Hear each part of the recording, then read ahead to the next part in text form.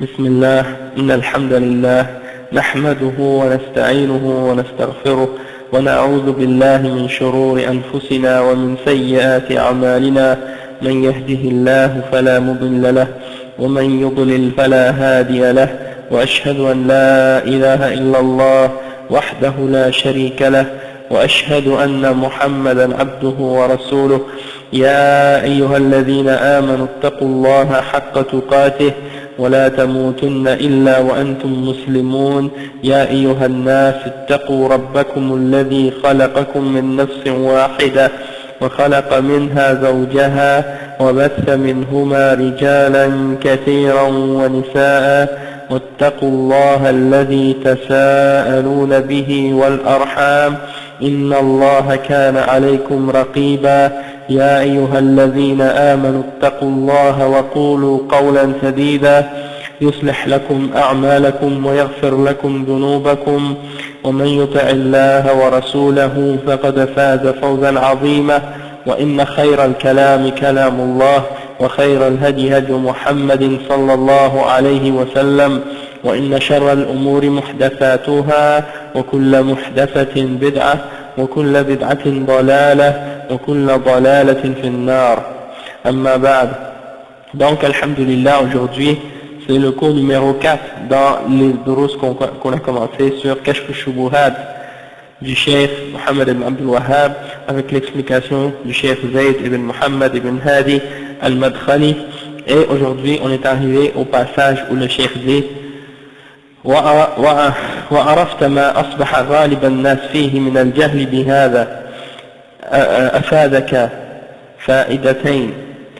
Ça veut dire, et lorsque tu as compris ou lorsque tu as su comment l'ignorance s'est répandue chez la plupart des gens aujourd'hui, alors ça va te donner deux bienfaits ou deux bénéfices, du sens que du moment où tu as compris ça. Et le chef il explique que c'est quoi ces deux profils-là ou ces deux bienfaits-là, d'avoir compris comment l'ignorance au sujet du tawhid s'est répandue chez les gens.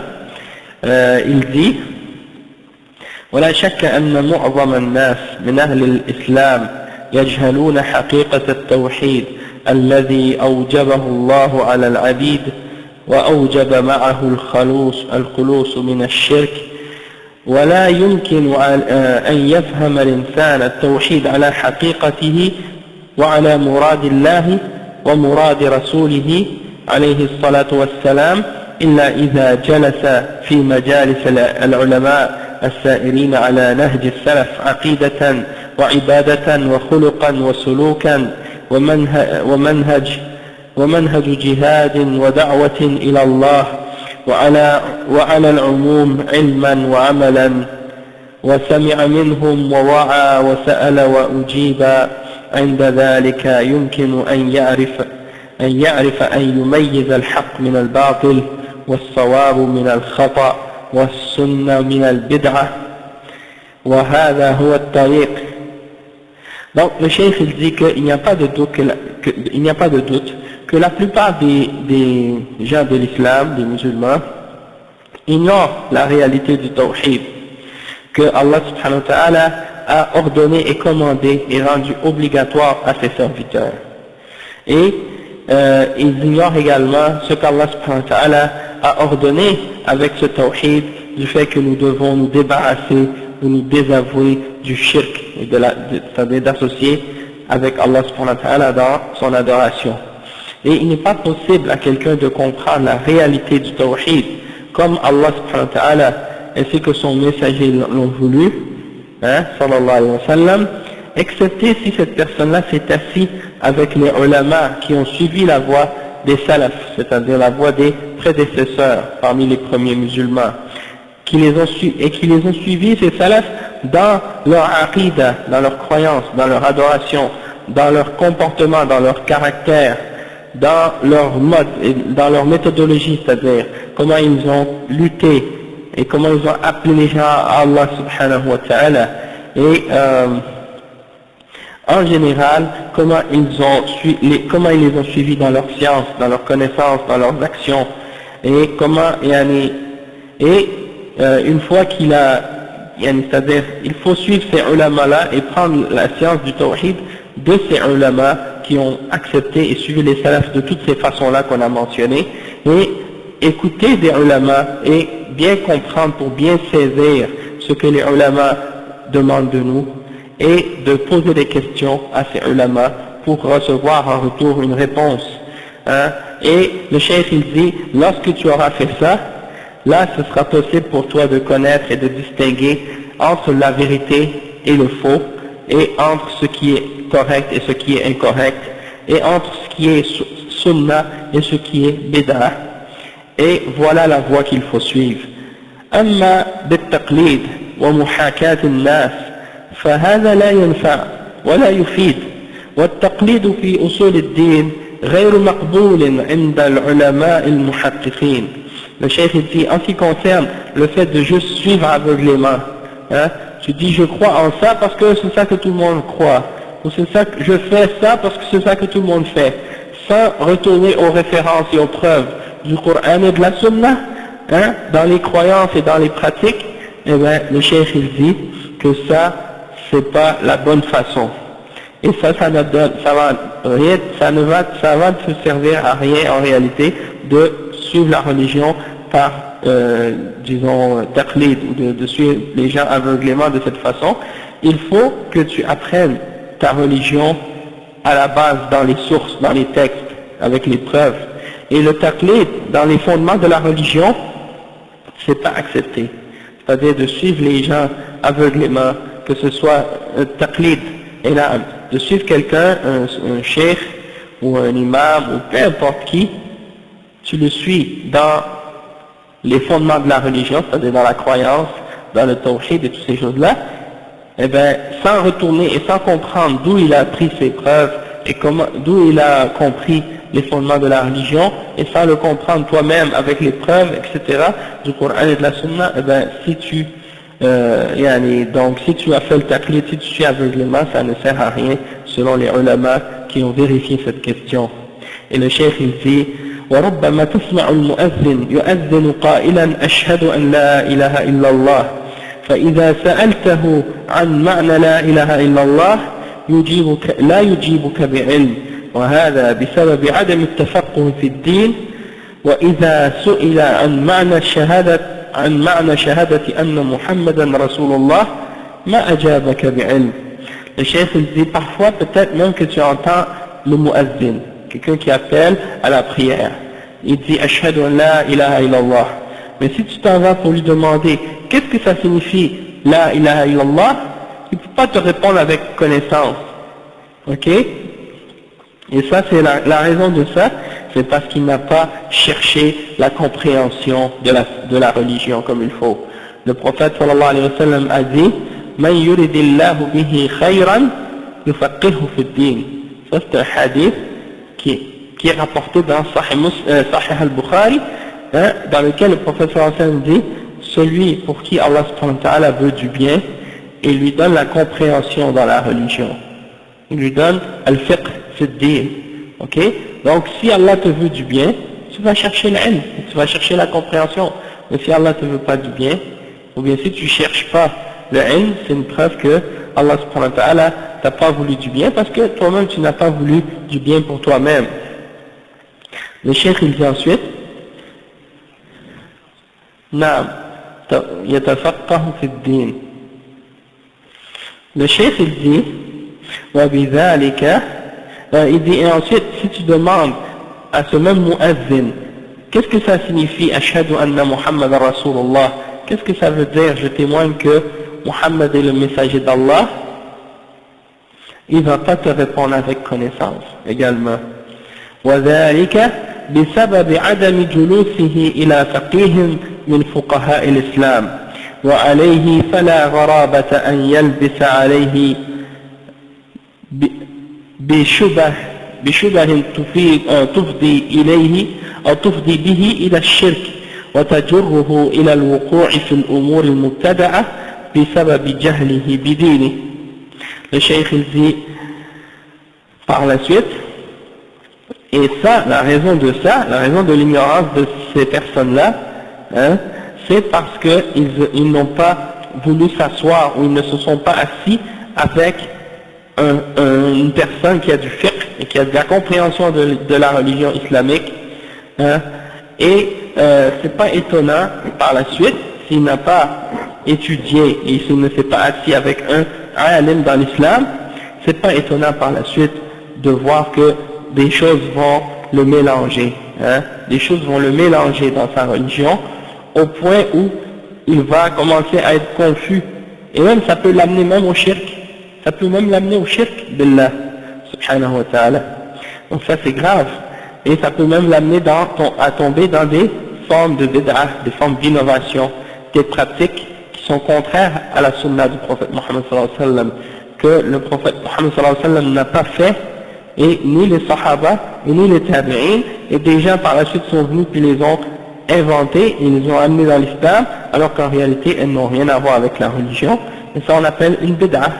Donc, et ça, il fait ça uniquement parce qu'il n'a pas connu sa religion comme il faut. Et aujourd'hui, subhanallah, il y a beaucoup de musulmans, ils ne connaissent pas la religion de l'islam. Wa alaykum salam wa rahmatullah. Turn it off. Ils ne connaissent pas la religion de l'islam comme il faut, mais ils pensent qu'ils la connaissent. Et des fois, tu vois des musulmans, par exemple, ils vont étudier à l'université, ils vont étudier au cégep, à l'université, ils vont faire un doctorat, une maîtrise, un doctorat et tout, dans une science de la dunya, une science de la vie de tous les jours. On a besoin, c'est sûr que c'est nécessaire. Sauf que ils négligent la connaissance et l'apprentissage de l'islam. Ils passent l'apprentissage de l'islam en second. Et ils disent, non, moi je connais déjà ma religion. Comment ça se fait pour connaître quelque chose de la dunya? Tu vas faire une maîtrise ou un doctorat, mais pour connaître, pour connaître quelque chose de la dunya, tu vas faire une maîtrise et un doctorat, mais pour connaître ta religion, tu vas pas faire une maîtrise et un doctorat, et tu dis j'ai connu ma religion. Ça ne veut pas dire que si tu as une maîtrise ou un doctorat, ça y est, tu es un savant dans l'islam. Sauf que ça veut dire que, quand même, il y a des degrés plus élevés de la science dans l'islam. C'est sûr aussi que c'est pas obligatoire à chaque musulman de devenir un alim. Toutefois, si un musulman est capable d'augmenter, si un musulman est capable d'augmenter son niveau de savoir à un niveau plus élevé pour être capable d'adorer mieux Allah subhanahu wa ta'ala, d'être capable d'augmenter son niveau de pratique et de croyance, c'est toujours recommandé de le faire, hein, pour lui. Donc il y a un niveau, comme on a déjà expliqué, il y a un niveau de connaissance qui est obligatoire pour chaque musulman, que personne ne doit ignorer. Ça c'est de connaître les fondements de l'islam, le tawhid, qu'est-ce que ça signifie, ashhadu an la ilaha illallah, ashhadu anna Muhammad rasulullah, de comprendre et de connaître les piliers de la foi, de comprendre et de connaître les piliers de l'islam de façon générale, et comment appliquer les choses qu'il a besoin d'appliquer tous les jours. Ça, tout le monde doit le connaître. Toutefois, c'est pas tout le monde qui le connaît avec la preuve. C'est vrai que les gens, tout le monde le sait comment le faire, mais est-ce qu'ils le connaissent avec la preuve du Coran et de la Sunna? Et si tu lui demandes, est-ce que tu peux me donner le dalil pour chaque chose que tu fais dans ton islam, est-ce qu'il est capable de te le donner, hein? Donc ça c'est une question importante, et sinon, si la personne ne le fait pas avec preuve et avec un dalil, ça veut dire qu'il suit aveuglément, hein? Et peut-être qu'il est dans l'erreur, parce que ça ne veut pas dire que la personne a appris par exemple de son cheikh ou de son père ou de son grand-père, mais peut-être que son grand-père n'avait pas étudié comme il faut, ou peut-être qu'il s'était trompé, ou peut-être qu'il n'avait pas retourné, il n'était pas retourné aux sources et aux fondements et aux références correctes. Hein, peut-être qu'il a pris d'un livre qui avait des hadiths daïfs, ou des hadiths même qui sont fabriqués, et qu'il a transmis ça, et qu'il ne savait pas lui-même. Donc c'est pour ça que c'est important de toujours vérifier et retourner et apprendre comme il faut l'islam pour enlever cette ignorance de nous-mêmes.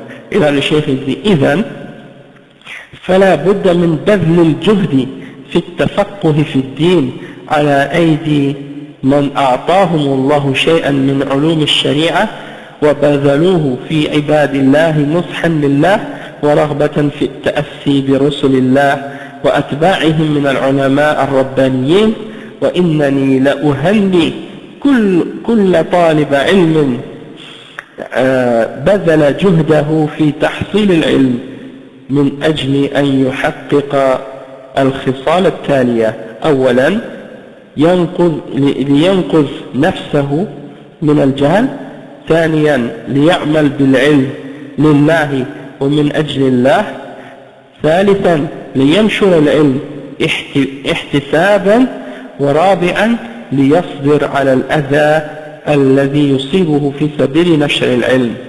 Donc le chef dit donc il faut absolument dépenser et faire un effort pour comprendre et connaître comme il faut notre religion, hein, et l'étudier avec une personne à qui Allah subhanahu wa ta'ala a donné quelques connaissances de la charia et qui a essayé de les donner et de les transmettre aux serviteurs d'Allah subhanahu wa ta'ala dans le but de donner le bon conseil pour Allah, de donner le bon conseil aux gens pour Allah subhanahu wa ta'ala, et en même temps pour suivre l'exemple, hein, dans le but de suivre l'exemple des messagers d'Allah et de ceux qui les ont suivis, qui ont suivi les messagers, hein, parmi les ulama, les savants, ar-rabbaniyin, les éducateurs, les gens qui enseignent aux musulmans les sciences en partant des choses les plus fondamentales et les plus simples, et qui disons, évoluent avec eux de plus en plus vers des niveaux plus élevés de compréhension. Le cheikh dit wa innani, il dit moi je félicite toute personne qui recherche la science et qui fait un effort pour arriver à acquérir de la science dans le but de, disons, de réaliser les points suivants. Il a dit premièrement pour se sauver lui-même de l'ignorance, ok, pour enlever l'ignorance qu'il a en lui-même. Deuxièmement, pour agir selon cette connaissance-là qu'il a appris, dans le but de plaire à Allah subhanahu wa ta'ala. Donc, ça c'est deuxièmement. Troisièmement, par la suite, une fois qu'il a appris et une fois qu'il a appliqué, maintenant il doit transmettre la connaissance. Il ne faut pas juste garder la connaissance pour lui-même et juste être satisfait comme ça. Non, il fait un effort pour essayer de transmettre aux autres cette connaissance qu'il a acquérie. Et quatrièmement, il fait preuve d'endurance et de patience lorsqu'il transmet cette religion-là aux autres, parce que c'est certain que lorsqu'il va commencer à appeler les gens à l'islam, il va avoir beaucoup d'épreuves et beaucoup de difficultés. Des gens vont essayer de lui faire du mal ou de lui nuire à cause du fait qu'il appelle les gens à la voie d'Allah subhanahu wa ta'ala et qu'il essaie de transmettre la connaissance aux autres. Donc il doit faire preuve d'endurance. Et ça, c'est les 4 degrés, hein, dont on a parlé dans al-usul al-thalatha, et ça c'est les degrés de jihad al-nafs. C'est les degrés de jihad al-nafs, c'est-à-dire de la lutte que tu fais contre toi-même.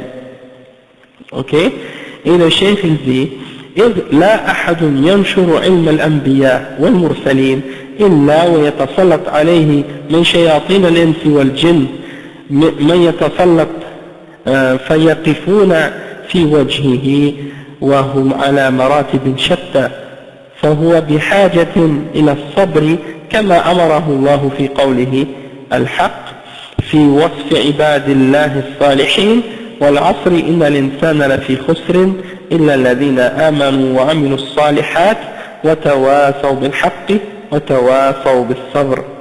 Donc il dit que toute personne qui,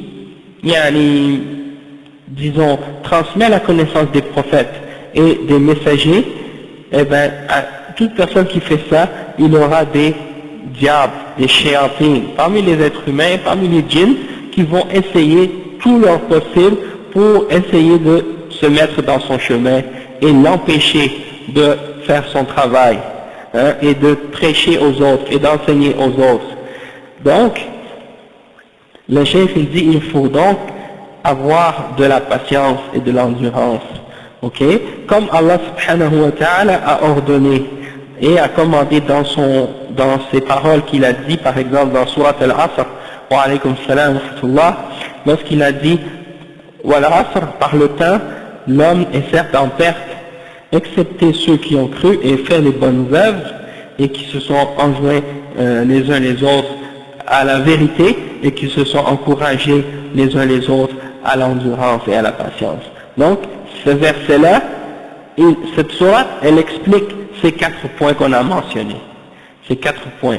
De connaître, d'apprendre, d'agir et d'appliquer cette connaissance, de transmettre cette connaissance par la suite, et par la suite de faire preuve de patience.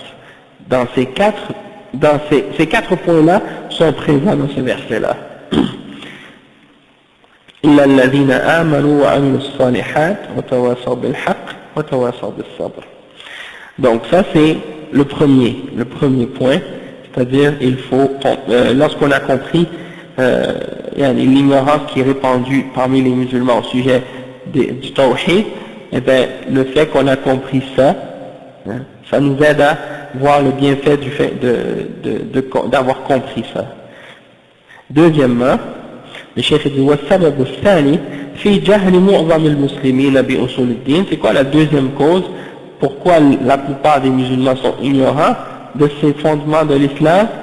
Le cheikh dit عدم وجود المعلم الرباني لأن رقعة الإسلام أو رقعة ديار الإسلام واسعة، فهو ولله الحمد قد انتشر في أيام الفتوحات انتشارا جيدا في بلاد العرب والعجم طولا وعرضا، حتى شمل 3/4 المعمورة، إلا أنه قد يوجد أو قد لا يوجد إلا أنه قد لا يوجد المعلم صاحب عقيدة التوحيد الصحيحة في كل مكان وزمان، بل يختلف أهل التعليم من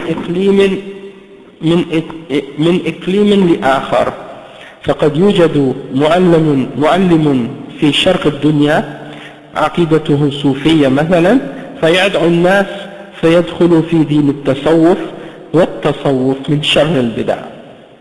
Le cheikh il dit, la deuxième cause pourquoi il y a tellement d'ignorance qui est répandue au sujet des fondements de l'islam parmi les musulmans, c'est que la plupart du temps, c'est difficile de trouver un professeur rabbani, un professeur qui suit le Coran et la Sunna d'une façon correcte et qui comprend et qui connaît les fondements du tawhid.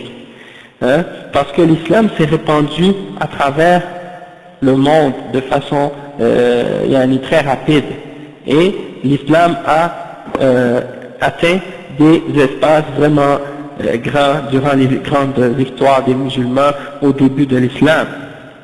Et ça c'est quelque chose de bien. L'islam s'est répandu chez les Arabes, chez les non-Arabes, et de l'Espagne jusqu'à la Chine, l'Est, Ouest, Nord, Sud, et l'islam s'est répandu presque un tiers de la terre. Non, 3/4 de la terre. 3/4 de la terre, c'est ça que le cheikh dit.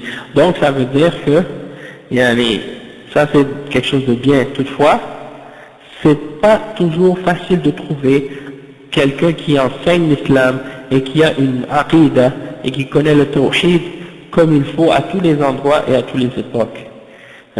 Parfois, tu peux trouver dans certaines régions des gens qui ont une éducation, qui ont appris des choses qui sont différentes que dans une autre région. Wa alaykum salam wa rahmatullahi wa barakatuh.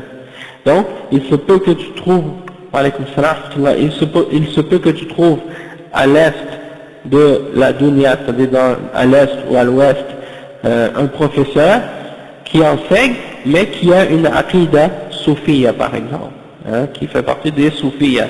Donc il appelle les gens, et quand il les appelle, il les fait rentrer dans le tasawwuf. Et le tasawwuf fait partie des pires parmi les bid'ah. Donc, les personnes qui vont rentrer avec eux, ils n'ont pas connu la réalité de l'islam. Le cheikh dit, إِذَنْ مَا أَدْخَلَهُمْ فِي الْإِسْلَامِ حَقِيقَةً. Il ne les a pas fait rentrer réellement dans le vrai islam. Pourquoi? Parce que il les a appelés au tasawwuf, au soufisme. Le cheikh dit, وَفِي بَعْضِ الْأَقَالِيلِ تجد من ينتمي إلى الدعوة والعلم إما معتزلي إما جهمي وإما قدياني وإما وثني وإما رافضي فيدعو الناس إلى ما يحمله من الانحراف الذي لا يقره الإسلام ولا يعترف به. Donc le cheikh il dit, tu vois dans certaines autres régions dans le monde, des gens qui prétendent appeler à l'islam et faire le da'wah et avoir de la connaissance, toutefois tu les vois qu'ils sont soit Mu'tazila, ça c'est une des sectes, parmi les sectes des musulmans, et les Mu'tazila, c'est des gens qui nient les attributs d'Allah, hein, ils nient les attributs d'Allah, et ils passent leur aql, leur raison, par-dessus la révélation. Ils disent, s'il y a une contradiction entre qu'est-ce que moi je considère comme étant rationnel et entre le texte du Coran, je vais passer qu'est-ce que j'ai compris moi comme étant rationnel par-dessus le texte du Coran et par-dessus les paroles du prophète sallallahu alayhi wa sallam. Donc quelqu'un qui a compris comme ça la religion, c'est sûr qu'il se dévie facilement. Parce que qu'est-ce qu'il prétend être sa raison? En réalité, c'est ses passions. Bien souvent, c'est ses passions et ses désirs. Et il essaie de donner à ses passions et à ses désirs le nom de rationalité ou de raison pour essayer de justifier ce qu'il fait, hein, alors qu'en réalité, il suit ses passions. C'est comme par exemple, tu parles avec une musulmane ou un musulman, en particulier une femme musulmane. Je vais donner un exemple pour une femme musulmane. Tu lui parles du hijab, mais elle te dit, mais je comprends pas, pourquoi il faut que je me voile? C'est quoi la logique? Je comprends pas la logique. Quelle logique tu veux comprendre si tu sais que Allah subhanahu wa ta'ala, il t'a révélé ça et il t'a ordonné de le suivre. Donc, il y en a une logique, il y en a une sagesse, mais si tu la vois pas, hein, ça devrait te suffire que tu sais que ça vient d'Allah et que c'est la vérité. Toutefois, si tu veux savoir la réalité et la vérité, et si tu veux vraiment comprendre la logique qu'il y a derrière ça, eh bien, il y en a. Il y a le fait que ça préserve l'honneur et la dignité de la femme, et le fait que ça l'éloigne du mal, hein, et toutes sortes d'autres raisons, comme le fait que ça diminue la tentation et les désirs. Lorsque les hommes vont la voir avec ce voile, ils vont pas être tentés, et ça c'est des exemples. Donc quelqu'un va dire, mais moi, comme par exemple quelqu'un va dire, ben moi je considère que c'est pas logique, hein. Donc, comment tu es musulman, tu suis le Coran, tu dis que tu crois au Coran, tu crois à la Sunna, puis tu dis ça c'est pas logique et tu préfères suivre qu'est-ce que toi tu considères être logique. Ça en réalité, c'est quelqu'un qui suit ses passions et qui prétend vouloir se baser sur la logique. Il y a beaucoup d'autres exemples comme ça, d'accord? Donc c'était juste pour vous donner l'exemple en ce qui concerne les Mu'tazila. Et il y a beaucoup d'autres points sur lesquels ils ont dévié, les Mu'tazila, mais on ne va pas trop s'attarder là-dessus. Il y a également les Jahmi. Donc tu vois parmi les musulmans certains qui appellent à une aqidah Jahmiya, et c'est ceux qui nient les noms et les attributs d'Allah subhanahu wa ta'ala. Ok? Donc tout ce qui est dans le Coran à propos qui parle d'Allah, eux ils disent non, ça c'est pas vrai, il ne faut pas le prendre au sens tel que c'est écrit, il faut tout interpréter ça d'une façon symbolique, et il ne faut pas croire à rien de ce que Allah a dit à propos de lui-même dans le Coran, ni qu'est-ce que le prophète sallallahu alayhi wa sallam a dit à propos d'Allah. Donc ils n'affirment pas ce qu'Allah s'est décrit et s'est attribué pour lui-même. Hein? Et également ils mentionnent une autre secte qui est Al-Qadiyaniyya. Hein? Al-Qadiyaniyya, le chef il donne un petit résumé de leur aqidah. Il dit Al-Qadiyaniyya firqatun nasha'at fil Hind أسسها غلام أحمد القدياني في الهند بمعونة من الإنجليز بمعونة من الإنجليز. ومن عقائدهم يعتقدون أن غلام أحمد هو المسيح الموعود وهو أفضل الأنبياء جميعا. ويعتقدون أن كل مسلم عندهم كافر حتى يدخل القديانية. ويعتقدون ويبيحون الخمر والإفيون والمخدرات والمسكرات، ويلغون عقيدة الجهاد، ويرون الطاعة العليا للحكومة الإنجليزية، ويعتقدون أنهم أصحاب دين جديد مستقل، وأن رفاق غلام أحمد كالصحابة. D'accord? Donc là, ici, le cheikh l'a décrit, c'est quoi cette secte qui s'appelle Al-Qadianiyya. C'est une secte qui est arrivée en Angleterre durant la colonisation anglaise. Pardon? Oui, en Inde. J'ai dit quoi? Pardon, je m'excuse. C'est une secte qui est apparue en Inde durant la colonisation anglaise, hein, et le fondateur de cette secte, c'est Ghulam Ahmad. Ok? Donc lui, qu'est-ce qu'il a fait? Il a fait cette secte avec le support et l'aide des Anglais, du gouvernement anglais. Parmi leurs croyances, ils disent que Ghulam Ahmad, c'est le Messie qui était promis, et que c'est le meilleur des prophètes. Ok? Ils croient également que pour eux, tous les musulmans sont en dehors de l'islam, ou sont des kuffars, jusqu'à ce qu'ils deviennent Qadiani, jusqu'à ce qu'ils reconnaissent Ghulam Ahmad. Sinon, ils ne sont pas des musulmans. Ils rendent l'alcool et l'opium et d'autres drogues halal. Ils ont nié le djihad. Ils disent qu'il n'y a pas de djihad dans l'islam et que la lutte armée contre les kuffars pour élever la parole d'Allah, ça ne fait pas partie de la religion d'Allah. Et ils voient qu'il faut obéir aveuglément au gouvernement anglais. Et ils croient qu'ils ont une religion nouvelle, indépendante, et que les gens qui étaient avec Ghulam Ahmad à son époque, ils sont comme les Sahaba. D'accord? Bien entendu, quand Ghulam Ahmad est apparu, les ulama l'ont réfuté sur tous les points, en Inde et ailleurs. Hein? Et à un moment donné, même j'ai entendu qu'il y a eu une mubahala entre lui et des ulama de l'islam. Et al-mubahala, vous savez c'est quoi? C'est le verset dans le Coran qui parle de al-mubahala, فَلْيَبْتَهِلْ, c'est-à-dire tu appelles toi et ta famille, et tu appelles lui et sa famille, et on invoque la malédiction d'Allah sur le menteur. D'accord? Donc, ils ont fait ça avec lui. C'est-à-dire, il a amené ses fidèles, et les ulama, ils ont amené leur famille, et lui, il a amené sa famille, et ils ont invoqué chacun la malédiction sur le menteur des deux, et supposément que ça a été rapporté que la malédiction est tombée sur lui par la suite, et il est mort d'une maladie, et il est mort dans les toilettes. Donc, ça c'était la fin de ce Dajjal, de ce faux prophète. Le cheikh il dit également, et oui aussi il nie la sunna, croit la sunna du prophète sallallahu alayhi wa sallam. Donc il n'y a pas de doute que les ulama ils les ont déclarés comme étant des kuffars, ne sont pas des musulmans.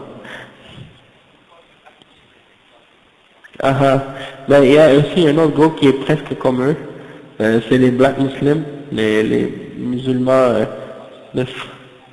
ouais, non mais moi je parle d'un autre groupe qui sont un peu pareils comme eux, c'est pour ça qu'ils ont des ressemblances. Des fois même on se demande si c'est pas des groupes qui sont, disons, aidés par certains kuffars pour les aider à se propager. Ils ont presque la même aqidah, même tendance presque. Et ça c'est les black muslims, ils ressemblent beaucoup aux Qadianiyya. Parce que les black muslims, ils disent par exemple que Fard Muhammad, ils disent que c'était Dieu qui est venu sur terre en personne. Et qu'il a enseigné à un de ses élèves, qui était Elijah Muhammad, et ils disent que Elijah Muhammad était le prophète d'Allah envoyé pour les Noirs aux États-Unis. Donc, par la suite, ils ont propagé leur religion en Amérique. Puis là, il y a beaucoup de gens qui les ont suivis au début. Bon, après, ils se sont divisés en un autre groupe. Le fils de Elijah Muhammad, qui était allé en Égypte, quand il est revenu, il s'est désavoué de la plupart des positions de son père. Toutefois, il a gardé beaucoup d'égarements. Tu vois? Donc, le premier groupe sont des kuffars, puis l'autre groupe, eux, ben, ils sont des gens de bid'ah. D'accord? Ils sont peut-être pas en dehors de l'islam complètement, mais ils ont des bid'ah graves. Hein? Et, les Nation of Kufr, comme on les appelle pas Nation of Islam, Mais ces gens-là, ils distribuent les journaux parfois dans les entrées de métro, dans les sorties de métro ou dans les rues, et ils sont toujours habillés avec veston puis un nœud papillon, et tu les vois comme ça, ils donnent ça juste aux noirs.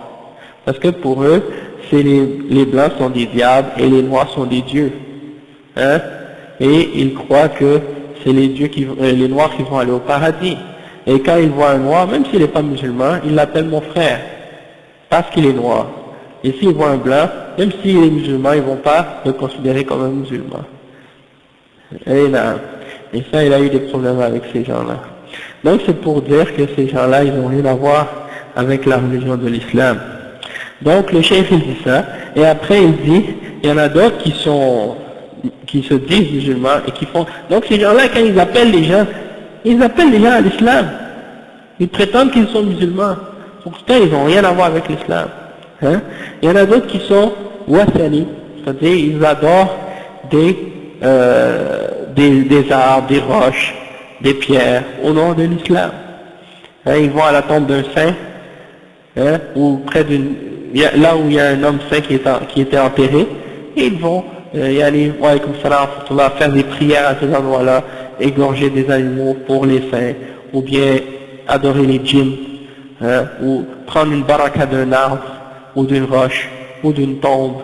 Hein. Tout ça, c'est des formes d'exemple de wathaniya et de shirk. Et il y en a d'autres qui sont des rafida, comme des shi'a, rafida par exemple. Hein. Et eux,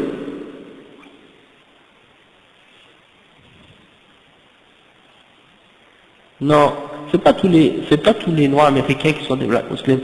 Il y a beaucoup de noirs américains maintenant qui sont convertis à l'islam. Ils sont sunnis et qui sont salafis, hein, qui sont sur la voie des salafs. Toutefois, il y en a qui sont pas sur la voie des salafs. Ils ont des bédas, mais ils sont pas avec les Nation of Kufr. Ils sont pas avec ces gens-là. Mais ils sont pas complètement sur la sunna à 100%. Donc ils sont quand même dans l'islam, mais ils n'ont pas encore, disons, suivi la sunna comme il faut. D'accord? Donc, c'était la situation de Malcolm X. Au début, il était avec ces gens de Nation of Kufr. Il était en dehors de l'islam. Il est allé faire le Hajj. Il a connu le vrai islam. Il a fait son shahada. Il est entré dans la religion. Puis quand il est revenu aux États-Unis, ben là, il a commencé à, disons, appeler à ses idées. Toutefois, il avait corrigé de ses erreurs, mais il n'avait pas eu le temps de corriger toutes ses erreurs. Donc c'est certain que il a fait un effort pour essayer de trouver la vérité, mais disons qu'à l'époque où il était musulman, disons que la science était limitée, la connaissance de la sunna n'était pas comme aujourd'hui. Il n'y avait pas tant de livres et de connaissances qui étaient répandues sur l'islam en anglais à l'époque. Donc, disons qu'on espère que Allah subhanahu wa ta'ala l'accepte et le fasse entrer au paradis, Inch'Allah. Toutefois, aujourd'hui la situation est différente du fait qu'il y a plein de salafis, il y a plein de livres qui sont traduits et diffusés, et qu'il y a des cours, il y a des cassettes, il y a plein d'élèves qui vont étudier en Arabie Saoudite et ailleurs, apprendre l'islam, qui reviennent, qui enseignent aux gens l'islam en anglais et dans d'autres langues. Donc, maintenant c'est plus comme avant, la situation est plus facile, disons, pour transmettre l'islam, mais c'est comme un frère me disait, à mesure qu'il y a plus de connaissances qui sont transmises sur l'islam, des connaissances qui sont correctes, en même temps il y a plus de dalal, en même temps qui est répandu en même. Donc ça fait comme, on dirait que plus que la vérité augmente et, disons, plus que la vérité devient plus forte, mais en même temps la contre-vérité, ben, elle aussi elle augmente en même temps, donc il faut faire le double d'effort. Donc le cheikh il décrit, il parle également des Rafida, c'est les Shia, hein? Il y a des gens qui ont accepté l'islam avec les Shia, ok, et ça c'est des gens de dalal également, hein? Donc ah oui, ouais, c'est après-demain, ouais, les Shia, à Ashura, ils se coupent la tête avec c'est lundi, ouais. Dimanche, lundi. Dimanche et lundi. C'est le 9 et le 10.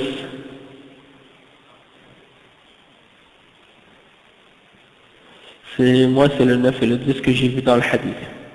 Wallahu a'lam.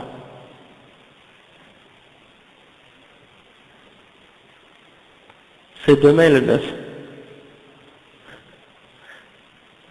Ah, ok. Ouais, peut-être c'est quelqu'un. Ouais, c'est ça. Peut-être que c'est quelqu'un qui a manqué le 9, il peut jeûner le 11. Wallahu a'lam. Donc c'est ça. Le cheikh il dit, ces gens-là ils appellent, mais ils appellent pas à l'islam pur, à la sunna pure. Ils appellent à des conceptions déviées de ce qu'ils ont compris de l'islam, et donc en réalité c'est des choses que l'islam n'accepte même pas et que l'islam ne supporte pas et reconnaît pas. Comme par exemple, qu'est-ce que le frère disait que Ashura, les chiites, qu'est-ce qu'ils font à Ashura? Ils prennent des couteaux, puis des épées, puis ils se frappent avec sur la tête jusqu'à ce que le sang se mette à couler sur leur corps, sur leurs vêtements, sur leur visage, et puis ils crient Ali, Hussein, ou bien des choses comme ça, et donc ils courent tout le monde dans la rue là. Et il y a des vidéos comme ça, vous trouvez des trucs là sur internet, des films où on filme ces gens-là en train de faire ces choses-là pour montrer comment ils sont déviés. Imaginez les non-musulmans qui voient ça par la suite, les kuffars qui voient ça à la télé. Et quelle image ils ont de l'islam? Ils disent, ah, ça c'est des gens fous ça, cette religion de fous, c'est ça qu'ils disent les Québécois et les autres. Ben oui, c'est ça. Exactement, c'est quoi cette religion barbare? C'est ça ce qu'ils disent. Alors que l'islam est innocent de ça. Et ça n'a rien à voir avec la religion islamique de faire ça. C'est contraire à la raison, c'est contraire à la religion. Ça c'est les moines et tout là, qui se flagellent et tout, ils se font des punitions corporelles pour, disons, expier des péchés. Tu sais, c'est vrai que dans l'islam, on dit que, comme le prophète sallallahu alayhi wa sallam a dit, peu importe qu'est-ce qui t'atteint de mal, ou de maladie, ou de fatigue, ou de difficulté, ou même une épine qui te pique, ça t'enlève des péchés. Sauf que ça, c'est pas si tu le fais toi-même volontairement. Si tu le fais toi-même volontairement, ça peut même devenir un péché. Mais si tu le fais pas volontairement, si ça t'arrive sans que tu le veuilles, eh bien là, Allah subhanahu wa ta'ala t'efface des péchés, et donc c'est quelque chose en même temps, c'est une miséricorde d'Allah subhanahu wa ta'ala par lequel il te pardonne tes péchés si tu reconnais que ça vient d'Allah et que tu fais preuve de patience. Toutefois, si tu le recherches par toi-même, là c'est mauvais. Tu ne dois pas souhaiter pour toi-même la fitna. Tu ne dois pas souhaiter pour toi-même la maladie. Et là tu commences à faire des doigts. Oh Allah, fais que je sois malade, ou fais que je sois blessé pour que tu me pardonnes mes péchés. Non, tu n'as pas le droit de demander ça à Allah subhanahu wa ta'ala. D'accord? Donc ça c'est quelque chose une petite nuance. Après le chef dit والذي أريد أن أؤكده هو أن السبب في جهل من جهل أمور الدين وحقيقة الإسلام وحقيقة الشرك سببان رئيسان. الأول قصور الذات لأن الجاهل ما رحل ولا تعلم ولا سأل أهل العلم الموثوق بعلمهم كما أمره الله بقوله فاسألوا أهل الذكر إن كنتم لا تعلمون بخلاف ما إذا نقص عليه شيء من متطلبات الجسد لوجدته يضرب في الأرض طولا وعرضا ابتغاء للرزق أو ابتغاء الرزق. Le chef dit, les choses que je veux confirmer, que je veux, disons, certifier, c'est que les causes pour l'ignorance de ceux qui ont ignoré la réalité de l'islam et la réalité du shirk sont de deux raisons fondamentales ou principales. La première raison, c'est, disons, un manquement personnel. Un manquement personnel du fait que la personne qui est ignorante, elle n'a pas cherché à voyager pour acquérir cette connaissance. Elle n'a pas cherché à partir pour étudier. Elle n'a pas demandé aux gens qui possèdent la connaissance et à qui les gens font confiance dans leur connaissance. Comme Allah subhanahu wa ta'ala a ordonné dans le verset 43 dans Surat An-Nahl, il a dit فَاسْأَلُوا أَهْلَ الذِّكْرِ إِن كُنتُمْ لَا تَعْلَمُونَ. Demandez aux gens de la connaissance, aux gens qui ont le rappel si vous ne savez pas. Donc, si par exemple tu voyais des gens qui leur manque quelque chose dans leur vie, que ce soit de la nourriture ou de l'argent, ou du confort, ou quelque chose de la dunya, tu les vois, ils vont courir à l'est et à l'ouest dans le monde entier pour essayer de trouver un endroit où ils vont trouver du travail, où ils vont trouver quelque chose pour vivre. Mais si c'est quelque chose qui a rapport avec din et le besoin qu'ils ont avec din, là tu vois que c'est pas si grave que ça. On est ignorant de la base de l'islam et de la réalité de l'islam, et on est ignorant de qu'est-ce que signifie le shirk, mais c'est pas si grave que ça. L'important c'est que on a tous un bon job et on mange du pain tous les jours. Donc ça c'est quelque chose qu'il faut remettre en question. Des fois ça me fait penser au hadith où le professeur m'a dit ta'isa abdu dinar, ta'isa abdu dirham, ta'isa wa antakas wa idha shika falantaqash. Que périsse l'adorateur du dinar, de l'argent, wa dirham, ta'isa wa antakas. Donc c'est comme des malédictions pour lui, s'il vit juste pour la dunya. Et même s'il a des problèmes dans sa religion, ça ne lui dérange pas. Il va aller avec ses enfants pour qu'ils aient des bonnes études, un diplôme, tout. Mais il s'en fout s'ils vont quitter l'islam, s'ils vont pas faire la salat, s'ils vont devenir kuffar, s'ils vont aller en jahannam, il s'en fout de ça. L'important c'est qu'ils ont juste un bon diplôme, une bonne position dans la dunya. Le reste on s'en fout.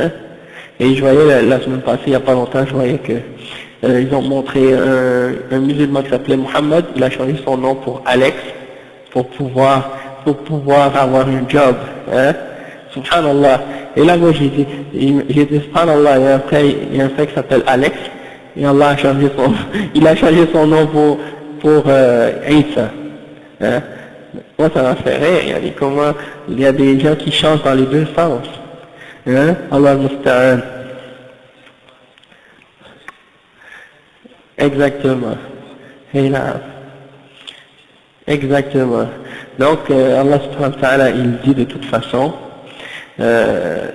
يا أيها الذين آمنوا من يرتد منكم عن دينه فسوف يأتي الله بقوم يحبهم ويحبونه. Oh les croyants, celui d'entre vous qui apostasie sa religion ou qui quitte sa religion, Allah va faire venir un autre peuple que lui il aime, il les aime et eux ils aiment Allah. Donc Allah subhanahu wa ta'ala il n'a pas besoin de nous. Si nous on fait pas comme on dit, si nous on fait pas la job, il va trouver d'autres personnes pour la faire. Il n'a pas besoin de nous. Donc c'est à nous de faire ce qu'on doit faire si on veut être des vrais musulmans. Après le cheikh il dit والثاني قصور من المعلمين الذين فهموا توحيد الله فهما صحيحا وفهموا ما يناقضه من الإشراك بالله وفهموا حقوق التوحيد ومكملات التوحيد ولكنهم ما بذلوه كما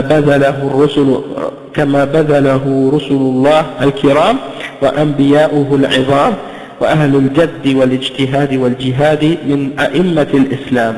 Le cheikh il dit la deuxième raison c'est à cause du fait que les gens qui ont étudié la religion et qui enseignent la religion d'Allah et qui ont bien compris le tawhid et qui ont bien compris ce qui s'oppose au tawhid parmi les choses qui font partie du shirk avec Allah et qui ont bien compris les droits et les choses qui complètent le tawhid et ils ont tout compris ça, toutefois ils n'ont pas fait d'efforts.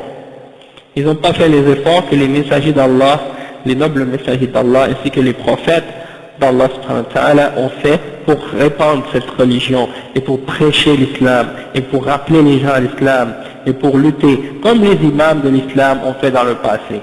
Donc ils ont appris, mais ils ne font pas d'efforts par la suite pour la transmettre. Et le cheikh dit, والعالم الذي أعطاه الله العلم الشرعي وقصر في نشره عند الدعاوي إلى نشره لا يخلو من حالين إما أن يكون معذورا وإما أن يكون آثما. Le cheikh dit, donc la personne à qui Allah subhanahu wa ta'ala a donné la connaissance de la religion, de la charia, mais qui n'a pas fait l'effort pour le transmettre, lorsque c'était nécessaire de le faire, eh bien il a deux possibilités, ou il y a deux possibilités à son sujet.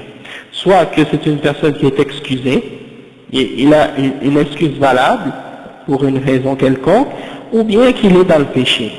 Le cheikh il dit, آثما إذا تمكن من نشر هذا العلم الصحيح عقيدة التوحيد وما ولاها وبيان ما يناقضها عنده قدرة حسية ومعنوية ولكنه قصر والناس في جهلهم وهو يسمع ويرى فقد باء بإثم الكتمان وأرغب نفسه للوعيد الشديد المنصوص عليه في قول الله عز وجل إن الذين يكتمون ما أنزلنا من البينات والهدى من بعد ما بيناه للناس في الكتاب أولئك يلعنهم الله ويلعنهم اللاعنون إلا الذين تابوا وأصلحوا وبينوا فأولئك أتوب عليهم وأنا التواب الرحيم. Le cheikh il dit que la personne qui a la possibilité d'appeler les gens et de leur transmettre la connaissance correcte au sujet de l'aqidah et tout ce qui a rapport avec ces choses-là et de leur clarifier ce qui est en opposition avec le tawhid et qui a la capacité, physique et qui a les moyens également matériels de le faire, puis toutefois il ne le fait pas, alors qu'il voit les gens et qu'il entend les gens dans leur ignorance, eh bien celui-là il risque de faire partie de ceux qui auront le péché d'avoir caché la connaissance. Et il s'est mis sous la menace d'Allah subhanahu wa ta'ala, qu'Allah subhanahu wa ta'ala a mentionné dans le Coran, le verset 159 et 160 dans Surat al-Baqarah. Allah subhanahu wa ta'ala, il dit, ceux qui ont caché ce qu'on a fait descendre parmi les choses, parmi les clarifications et la guidance, après qu'on l'ait clarifié pour les gens dans le livre, ceux-là, Allah subhanahu wa ta'ala les maudit, et également tous les êtres qui maudissent également les maudissent ceux-là, excepté ceux qui ont fait tawbah, qui se sont repentis et qui ont corrigé leurs fautes et qui ont clarifié leurs erreurs. Ceux-là, Allah subhanahu wa ta'ala va accepter leur repentance. Et Allah subhanahu wa ta'ala, il est celui qui accepte la repentance et qui est miséricordieux.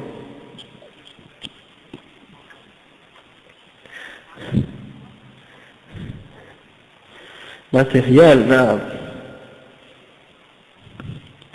Oui.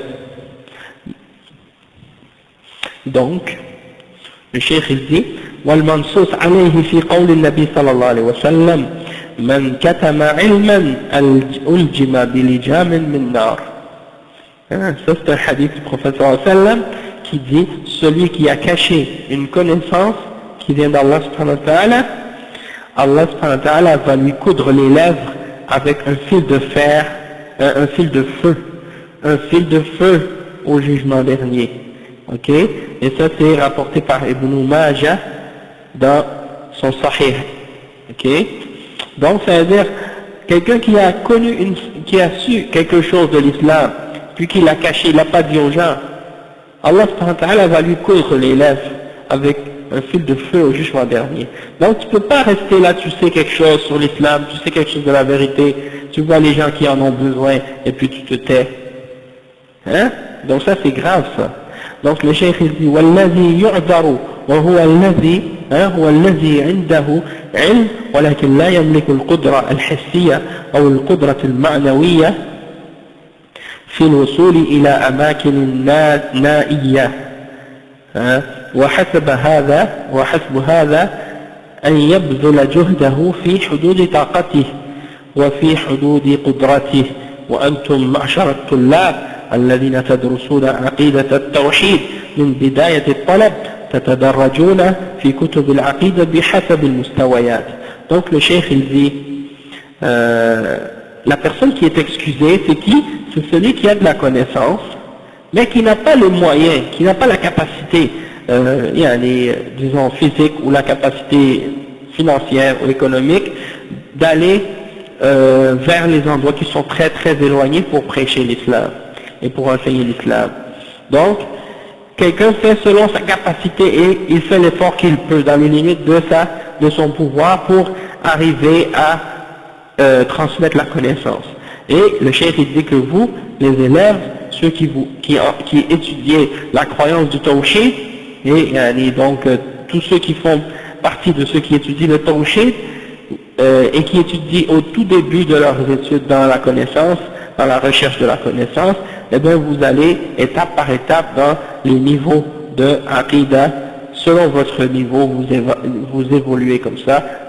Le cheikh dit inna al-wajib alaykum bayan ma alimtum mubtadi'ina bil ashira wal qaraba انطلاقا من الأسرة وامتدادا إلى ما شاء الله أن يكون. فنحن فهمنا الآن حقيقة التوحيد ومعنى لا إله إلا الله محمد رسول الله والحمد لله، ولا بد من نشر هذا البيان في أسركم ومجتمعكم الذين تعيشون فيه، وعلموا بما علمتم ودعوا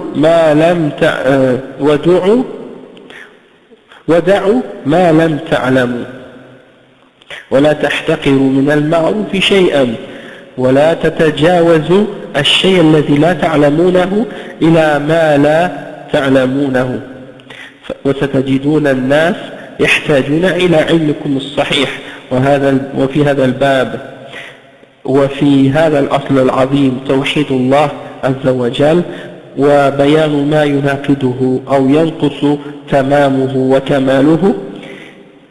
Donc le cheikh il dit, vous qui êtes en train d'étudier maintenant et vous commencez dans la connaissance de l'islam et dans les bases de la aqidah, eh bien même si vous êtes débutant, vous pouvez commencer déjà à enseigner autour de vous vos proches et vos familles. Inch'Allah, vous êtes capable de faire ça, et commencer par ceux qui sont plus près de vous. Et une fois qu'on a compris maintenant, comme il dit maintenant, vous avez compris la réalité du tawhid et la signification de la ilaha illallah et la signification de Muhammad Rasulullah, comme on l'a expliqué au début du livre. Il dit donc, vous devez transmettre cette clarification-là à vos familles, dans vos sociétés dans laquelle vous vivez. Et vous devez enseigner ce que vous savez. Tout ce que vous savez de l'islam, vous devez l'enseigner. Et vous devez appeler à ce que vous connaissez, et ce que vous ne connaissez pas, laissez-le. Ce que vous ne savez pas, laissez-le. Et ne méprisez rien du bien. C'est-à-dire, quand tu fais quelque chose de bien et que tu enseignes quelque chose de bien, ne le méprise pas. C'est-à-dire, dis pas, ah ça c'est quelque chose de petit, ça vaut rien. Ah ça c'est un petit hadith, c'est pas important si je le sais, ça veut rien, ça change rien. Non, il faut pas penser comme ça. Même un petit hadith, tu le connais, tu l'enseignes à quelqu'un. C'est quelque chose de bien. Tant que tu restes dans la limite de ce que tu sais, alhamdulillah, vas-y. Toutefois, le cheikh il dit, et ne dépasse pas dans quelque chose que tu sais pas. Ce que tu sais, tu l'enseignes, mais si tu as quelque chose que tu sais pas, arrête-toi, dépasse pas la limite. Après, il dit, vous allez voir que des gens ont besoin de ce que vous connaissez. Wa alaykum salam wa rahmatullah. Vous allez voir que des gens ont besoin de ce que vous connaissez dans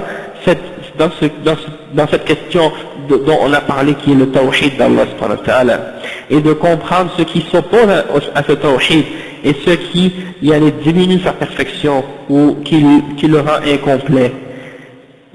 Et votre récompense sera grande. Le cheikh dit وَإِنَّ أَجْرَ الْمُعَلِّمِينَ عَظِيمٌ لِقَوْلِهِ صلى الله عليه وسلم إن الله وملائكته حتى النملة في جحرها وحتى الحوت في البحر يصلون على معلم الناس الخير. Donc le prophète sallallahu alayhi wa sallam, il a dit que la récompense pour celui qui enseigne aux gens le bien, elle est très très très grande. Hein? La récompense pour celui qui appelle au bien, le prophète sallallahu alayhi wa sallam a dit, Allah ainsi que ses anges, même la fourmi qui est dans son trou, même le poisson qui est dans la mer, ils font des du'as et ils prient pour la personne qui enseigne aux gens le bien. Donc ça veut dire que quand tu enseignes aux gens le bien, les poissons dans la mer, les fourmis dans la terre, et Allah et les anges, tout le monde prie pour toi et envoie des barakas et des prières pour t'enseigner pour te souhaiter le bien et pour t'envoyer sur toi le bien. Donc c'est quelque chose qui doit nous inciter à suivre cet exemple et à enseigner aux autres qui sont autour de nous le bien de l'islam. Donc, qu'est-ce que vous dites si on s'arrête ici? Hein? Un peu tôt?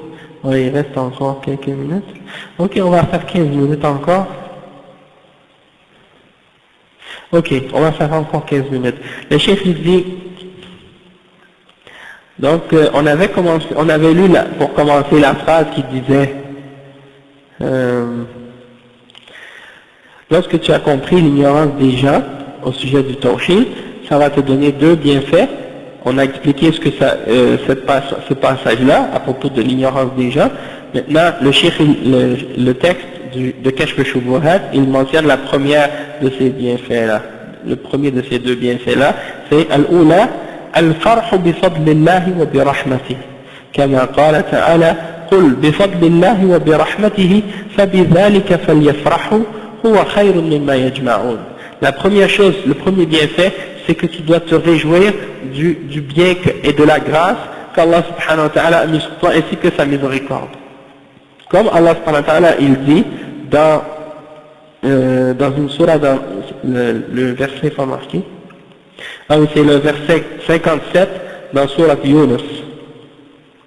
Ça dit, c'est de la grâce d'Allah ainsi que de sa miséricorde, de la grâce d'Allah et de la miséricorde d'Allah, c'est de ça que vous devez vous réjouir. Et c'est mieux que tout ce que vous pouvez ramasser et accumuler, des richesses de la vie et des choses de la vie. Donc le chef il dit haqqan. Bon, ça c'est la vérité, c'est en vérité. أن من أعطاه الله معرفة التوحيد معرفة مقرونة بالأدلة من كتاب الله وصحيح سنة رسول الله صلى الله عليه وسلم ومعرفة ما يضاده ليجتنبه فقد أنعم الله عليه بأكبر النعم لأن التوحيد مفتاح الجنة وتحقيقه وقاية من عذاب الله وعصمة للمسلمين لدمائهم وأموالهم وأعراضهم وموجب للشفاعة وموجب للخروج من النار وإن دخلها الموحد بذنوب أصابها فهو أجل العبادات وأفضلها وأزكاها وأعظم الفرائض على الإطلاق. Donc le chef il dit ça c'est réellement vrai parce que on doit se réjouir d'avoir cette grâce et d'avoir ce bienfait et cette miséricorde, c'est-à-dire de connaître bien le tawhid et ce qui s'y oppose avec la connaissance des preuves de ça dans le Coran et dans la Sunna. C'est pas suffisant juste de dire je connais le tawhid, il faut connaître les preuves qui viennent avec, il faut connaître les versets dans le Coran, il faut les apprendre par cœur et les comprendre, et il faut également apprendre les hadiths, les preuves de ça dans les hadiths, et les connaître par cœur, et leur compréhension et leur signification aussi. C'est pas juste de savoir la théorie sans connaître les preuves, beaucoup de fois on oublie ça. Donc tu dis oui, il faut adorer un seul Dieu. Alhamdulillah, ok, donne-moi des versets, donne-moi des hadiths pour supporter qu'est-ce que tu prétends, pour prouver aux gens qu'est-ce que tu dis, tu as besoin de preuves. Les gens vont pas te croire juste parce que c'est toi qui le dis. Les gens vont te croire parce que tu vas leur dire Allah a dit, le prophète sallallahu alayhi wa sallam a dit. Voilà ce que tu as besoin de connaître. Hein? Donc c'est ça que le cheikh il dit. Et il dit, tu sais également ce qui s'oppose au tawhid, à l'unicité d'Allah. Hein? Et lorsque tu as connu ça, Allah t'a donné la plus grande grâce et la plus grande ni'ma, la plus grande miséricorde et la plus grande ni'ma que personne ne peut recevoir. Parce que le tawhid, c'est la clé du paradis. Le prophète sallallahu alayhi wa sallam a dit, man qala la ilaha illallah, muqinan min qalbi, dakhala al-jannah. Celui qui rentre, celui qui dit la ilaha illallah avec conviction dans son cœur, il entre au paradis. Et dans d'autres hadiths, il y a d'autres exemples de ça aussi. Sidqan min qalbi. Donc celui qui prononce la ilaha illallah avec conviction, avec sincérité, il rentre au paradis. Donc c'est la clé du paradis, c'est le tawhid. Et lorsque tu as réellement appliqué et établi le tawhid dans ta vie, eh bien tu seras sauvé du châtiment d'Allah. Et également, ça fait en sorte que tu es protégé dans ton sang et dans tes biens et dans ton honneur par rapport aux musulmans. Ils n'ont pas le droit de t'atteindre, ni dans ton sang, ni dans tes biens, ni dans ton honneur, si tu es musulman. Et mujibul shafa'a, tu mérites l'intercession au jugement dernier, l'intercession du prophète sallallahu alayhi wa sallam au jugement dernier, lorsque tu as établi le tawhid.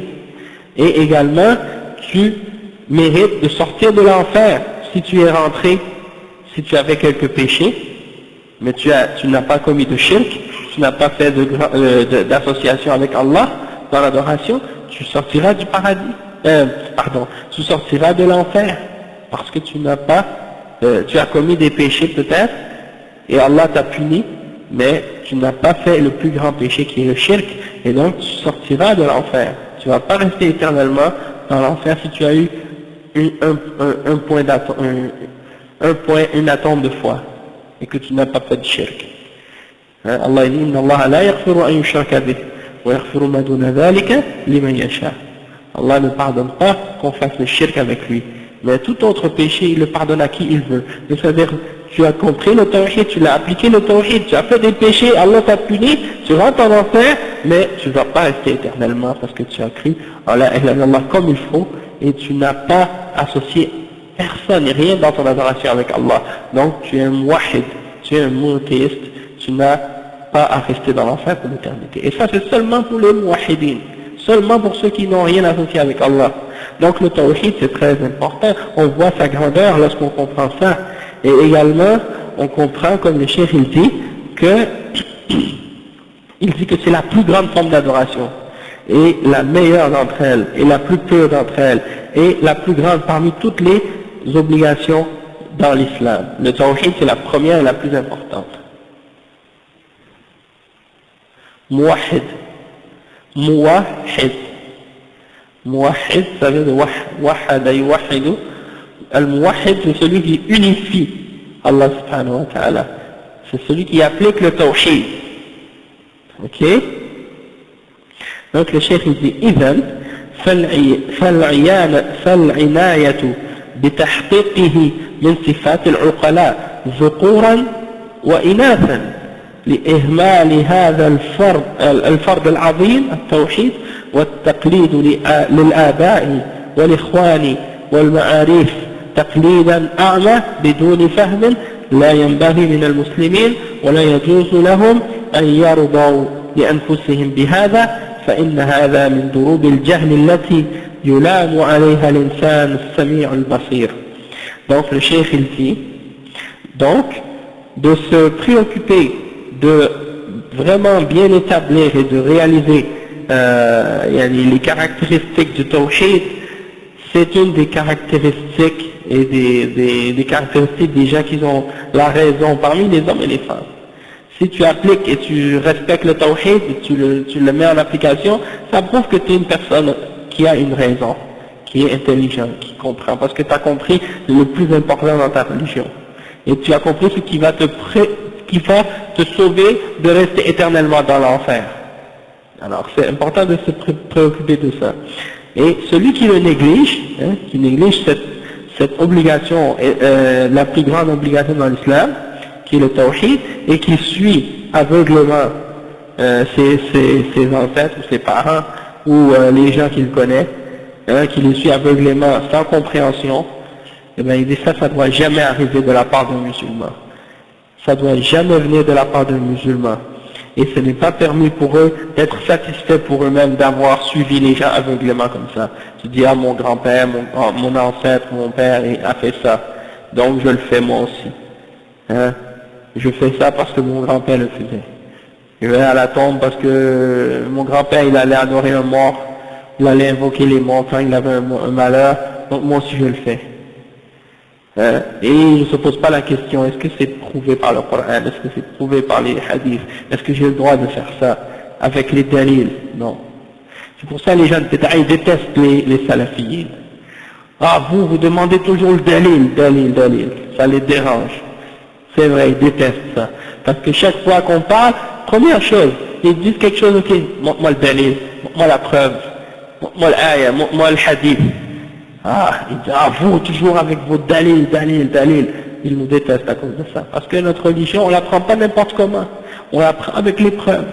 Sinon, on ne l'accepte pas. Hein? Donc, le cheikh dit, donc, ils ne doivent pas être satisfaits pour eux-mêmes de l'ignorance et de suivre aveuglément. Ça fait partie de l'ignorance. Que celui qui a cette ignorance-là en lui, eh bien, il est blâmé. Hein? Un être humain qui a des yeux, qui a une ouïe, il doit s'élever de ce niveau-là. Il ne doit plus rester à ce niveau-là qu'il suit aveuglément, comme un singe. Hein? C'est les singes qui imitent. Nous, on ne doit pas être comme les singes.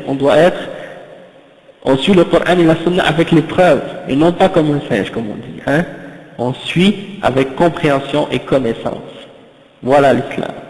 Voilà ce qu'on doit suivre. Tandis que les autres, ils imitent aveuglément.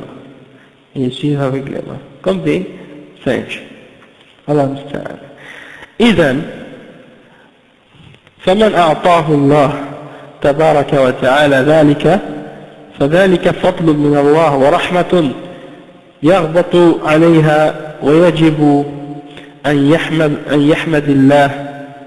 يحمد الله عليها ليلا ونهارا سرا وعلنا وينشرها وهذا من شكر النعمة والمراد بالنشر التعليم أو تعليم الناس ما علمه العالم من العلم الشرعي. Donc le cheikh dit donc, celui à qui Allah a donné cette faveur, cette grande grâce d'Allah et cette miséricorde, eh bien c'est obligatoire pour lui d'être reconnaissant envers Allah subhanahu wa ta'ala et de le glorifier jour et nuit pour ça, à l'intérieur et de façon ouverte et claire. Il doit le dire en lui-même et il doit le dire aussi en voix devant les gens pour remercier et glorifier Allah de ça, et il doit répandre la connaissance de ce tawhid. Et ça fait partie du fait d'être reconnaissant envers Allah subhanahu wa ta'ala, et c'est ça ce que veut dire de propager la connaissance. Propager la connaissance, ça veut dire que tu enseignes ce que tu as appris toi-même d'un alim, d'un savant, de la connaissance de la charia. Donc on va s'arrêter ici et on continue, Inch'Allah, la semaine prochaine, bi'idhnillah, à la suite de cette explication-là du verset qu'on a lu tout à l'heure. Donc, subhanakallahumma bihamdik, ashhadu an la ilaha illa anta, astaghfiruka wa atubu ilayk.